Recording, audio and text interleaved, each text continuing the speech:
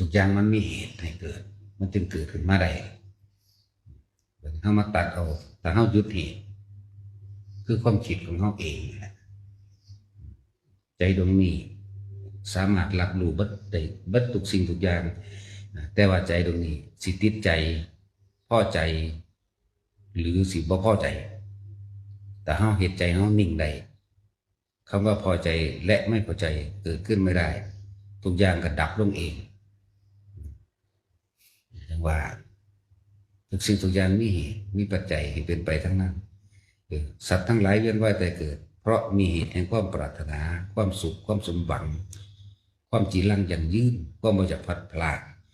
ความอยากได้ดังใจก็เลยคิด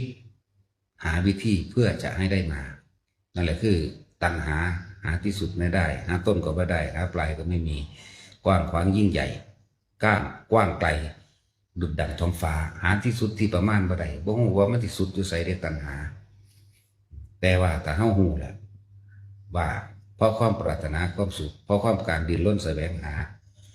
การคิดนึกปรุงแต่งแสวงหาแต่เฮาจับจุดมันได้ว่าเมื่อหยุดหาจึงเห็นหนทางแห่งความพ้นทุกข์หยุดหาจึงเห็นหยุดปรุงแต่งแสวงหาในความอยากได้อยากดีอยากมีอยากเป็นจึงเห็นอย่างเห็นเหตุแห่งความทุกข์เห็นเหตุแห่งความเกิดเห็นเหตุแห่งความแก่เจ็บและตายเห็นเหตุเมื่อเห็นเหตุเพราะความคิดปรุงแต่งแสวงหานี่เองเป็นเหตุให้พวกเขาเองสัตว์ทั้งหลายเองเวียนว่ายแต่เกิดฉะนั้นก็ต้องยุติเหตุก็คือความคิดนั่นเองหันเข้ามาฝึกหัดตนเองเมื่อมีเหตุให้เกิดเมื่อมีเกิดก็ต้องมีดับเมื่อมีเหตุให้เกิดก็ต้องมีเหตุที่ทำให้ไม่ต้องเกิด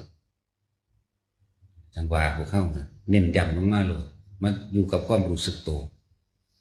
ด้วยอานาปานสติคือลมหายใจเป็นผู้มีสติรู้สึกตัวอยู่กับหายใจเข้าและหายใจออกสั้นยาวแล้วแต่ไผแต่มันและทำกรรมฐานอันหนึ่งเพื่อเป็นเครื่องสังเกตจิตหรือสังเกตความคิดบ่ให้มันเคลื่อนที่ออกจากความรู้สึกตัวจึงเกิดเป็นสมาธิจิตตั้งมั่นตรงไหนสำหรับหนึ่งตั้งมั่นตรงลมหายใจก็ได้ตั้งมั่นตรงจุดอุณาโลมหรือความหนึ่งนวงตรงกลางหน้าผากกลางหัวกลางอกได้ทั้งนั้นเรียกว่าจิตตั้งมั่นเพื่อที่จะจับผิดจับอย่างความคิดจับความคิดที่มันวิ่งไปกระทบวิ่งไปแสวงหาวิ่งไปมันจะเล่นไปหาเรื่องนั้นต่างความเคย